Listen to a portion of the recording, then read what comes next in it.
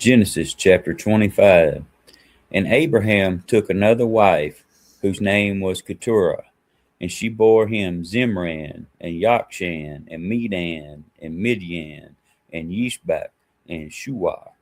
And Yokshan brought forth Sheba and Dedan, and the sons of Dedan were Asherim, and Letushim, and Leumim, and the sons of Midian were Ephah, and Epher, and Canak, and Abida, and Eldaah.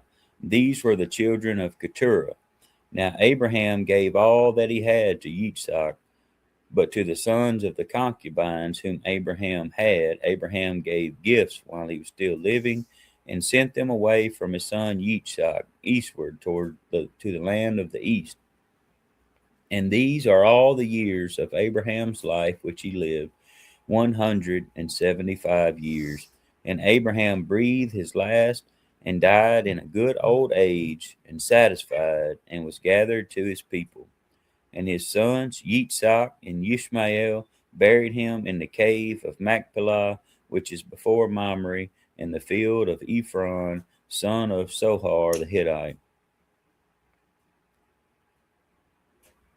The field which Abraham purchased from the sons of Heth, there Abraham was buried with Sarah his wife.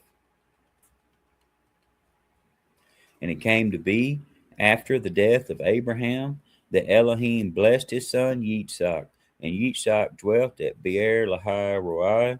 And this is the genealogy of Ishmael, Abraham's son, whom Hagar the Mitzrayim, Sarah's female servant, bore to Abraham. And these were the names of the sons of Ishmael, by their names, according to their generations.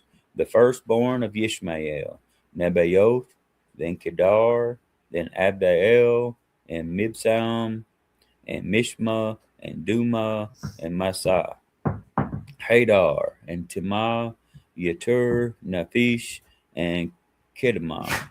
These were the sons of Ishmael, and these were their names, by their towns and their settlements, 12 chiefs according to their tribes. And these were the years of the life of Ishmael, 137 years. And he breathed his last and died, and was gathered to his people. And they dwelt from Havilah as far as Shur, which is east of Mitzrayim, as you go toward Asher. And he settled before all his brothers. And this is the genealogy of Yitzhak, Abraham's son. Abraham brought forth Yitzhak. And Yitzhak was 40 years old when he took Ribkah as wife, the daughter of Bethuel, the Aramean of Paddan Aram, the sister of Laban the Aramean. And Yitzhak prayed to Yahweh for his wife, because she was barren. And Yahweh answered his prayer, and Ribkah his wife conceived. And within her the children struggled together, and she said, If all is right, why am I this way? So she went to ask Yahweh. And Yahweh said to her, 2 nations are in your womb, and 2 peoples shall be separated from your body, and one people shall be stronger than the other, and the older serve the younger. And when the days were filled for her to give birth, and see, twins were in her womb, and the first came out red all over, like a hairy garment, so they called his name Esau. And afterward his brother came out, and his hand with his hand holding on to Esau's heel, so his name was called Jacob. And Yitzhak was 60 years old when she bore them.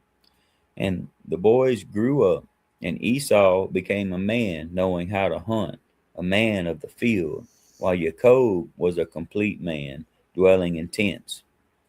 And Yitzhak loved Esau because he ate of his wild game, but Ribkah loved Jacob.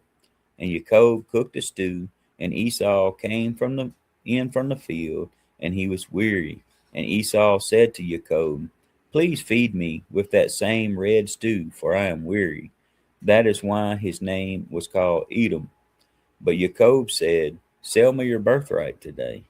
And Esau said, Look, I am going to die, so why should I have a birthright? Then Jacob said, Swear to me today. And he swore to him, and sold his birthright to Jacob. Jacob then gave Esau bread and stew of lentils, and he ate and drank and rose up. Thus Esau despised his birthright.